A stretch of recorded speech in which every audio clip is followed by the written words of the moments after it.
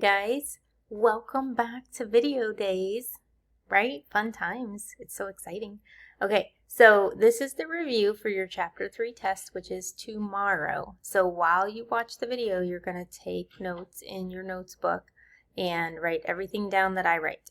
So pause as many times as you need to, because I'm going to pause and draw stuff, and then when it comes up, it'll all be there and you'll be like, I don't have time, so just pause. Anyway, so first section is section 3-1, and it is all about functions. So is the relation a function? And that's what we're going to talk about. So the first section is going to be, they're going to give you an XY table, and you're going to have to pick which graph matches the table. So this is super simple. You just have to look for the graph that matches the coordinates that you see here. So for example, -2 and 0 would be right there. Just go through each point, because it's going to be multiple choice. You're going to have 4 graphs to pick from. So you're just going to go through each point and find the one that matches the XY table.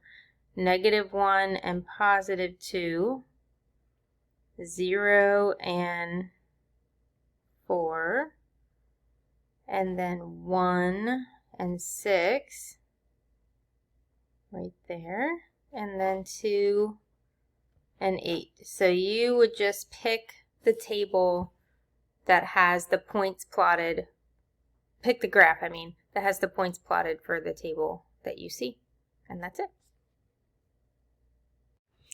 Okay, the next section is going to be domain and range. So you're going to get a list of ordered pairs like this, a solution set, and you're going to have to list the domain and the range. However, it is multiple choice. So I suggest that you write down on paper the domain and the range.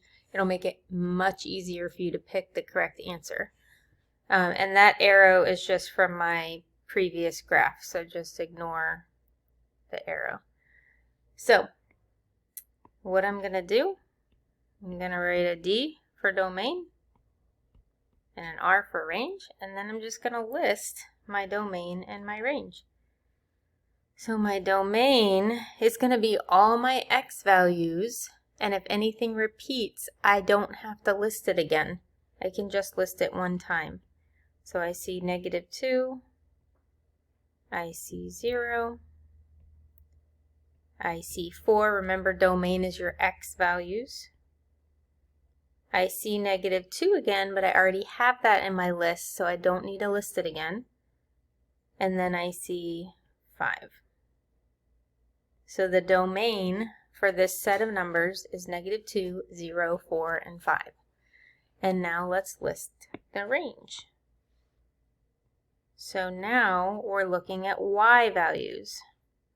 6, 3, -3, +2, and 8. And none of those repeated, so I don't have to worry about that on this one. Notice there's only 4 for the domain, but there's 5 for the range, because the -2 repeated on the domain. We don't have to list it twice. And also, I want to note that this is not a function, because the x's repeat. And that's all for this one. Okay, next section is you're going to have to tell if it is a function or not. So remember, a function has a constant rate of change when we're looking at a table or a chart. And also, a function, the x's do not repeat. So if you see the x's repeating, it is not a function. So let's look at this first one, this XY table, and let's see what the rate of change is. I see that on this side, I'm adding 3 each time. And on this side, it looks like I'm subtracting 2. Again, 8 minus 2 is 6.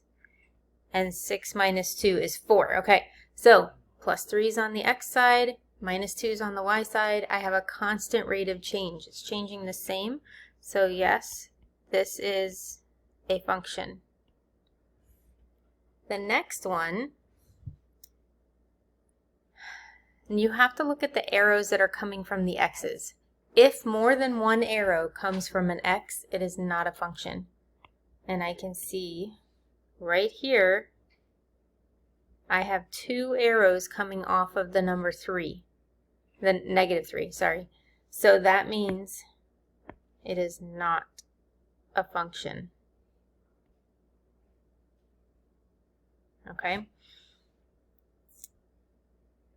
Remember, pause when you need to write stuff down. So next, I have some of our favorite things. Oh yeah, you know what's coming. The vertical line test. So you're going to have to do the vertical line test, which means you take your pencil or something in this position and you drag it across your graph. And if the graph only touches at one point every time that you drag the ruler across, then it is a function. And this one is only going to touch at one point all the way across. So this is a yes. And then this one, hopefully you can tell, if it's a line, if it's a straight line, it is a function. So we can again do the vertical line test and just drag that ruler across, and we can see that our line only touches the ruler at one point every time we pull it across the graph. So this is also a function. I'm going to give you one that's not a function. I'll be right back. Alright, so this one, if I drag my ruler across with the vertical line test, I can see that right now my ruler is hitting the line in 2 places. That is not a function, excuse me. So we're going to have a big no for that one. Okay. All right, next section is you're just looking at either a graph, so it's very similar to this section here, and tell me if it's linear or nonlinear. So remember, linear means straight line. Is this graph linear? No, it is not a straight line. Yes, it is a function. No, it is not linear because it's not a straight line. Is this graph linear? Yes, because it is a straight line. Is this graph linear? No, it's not linear. It's not a straight line. It's 2 straight lines going in different directions, but it is not a straight line. So not linear. So you're going to have some graphs like that, and then the rest are going to be equations. You're going to have to pick out the equation that is either linear or nonlinear in the group. So I'm going to write some down for you, and you're going to copy them. So let's do nonlinear first. All right, so here are some examples of nonlinear equations. Sorry, I just realized that my head is in the way. So nonlinear would include having an x squared. That is not linear. That is quadratic, which we're going to get into later. Having the square root of x. That is not linear. Having an x in the denominator of a fraction. Not linear. All right. So those are 3 examples of nonlinears. Now we're going to look at linear equations and what they look like. Remember, the classic default is y equals, mx plus b. Okay, and then I'm going to show you a couple more. Okay, so here's a couple more examples of linear equations. And notice on the second one that you can see, there is an exponent, but it is not on a variable. If it is on a number, that's totally fine. It is linear because you can just square it and end up with a number. If it's on a variable, no, it's on the nonlinear side. But if the squared or the cubed or any exponent is on a number, it's fine. The next one, notice that it's y minus x equals 10, but we could rearrange this equation and get it to where it says y equals x plus 10. And so it can go into that classic y equals mx plus b, and it is definitely linear. If you have y equals a number, that is linear. If you have x equals a number, that is nonlinear. And then the last one,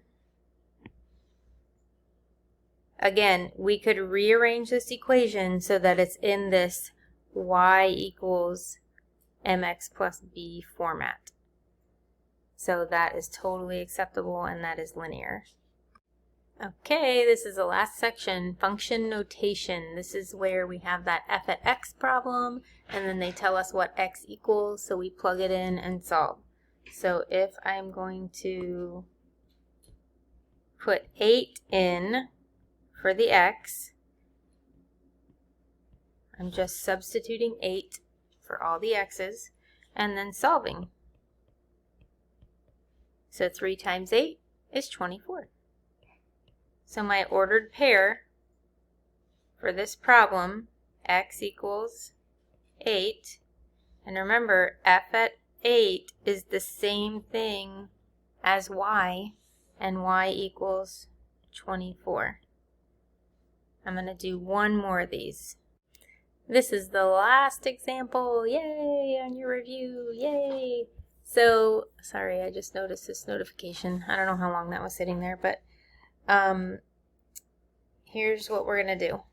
We're going to plug in 6 for x this time. So 2 times 6 plus 4, all divided by 4. Remember, when you have a fraction, fractions are our friends. They're not scary. Just solve what's on top, and then you can divide as your last step. So the first thing I'm looking at is this part right here. And I'm going to do it one step at a time. So you're going to do 2 times 6, which is 12. And then I'm going to keep going with the top. Now I have 12 plus 4, which is 16. Now I can do the last step, which is divide by 4. So 16 divided by 4 is 4. So my ordered pair, when x is 6, y is 4. Okay? And that's it. So email me if you have any questions. For real, email me. And I will see you tomorrow.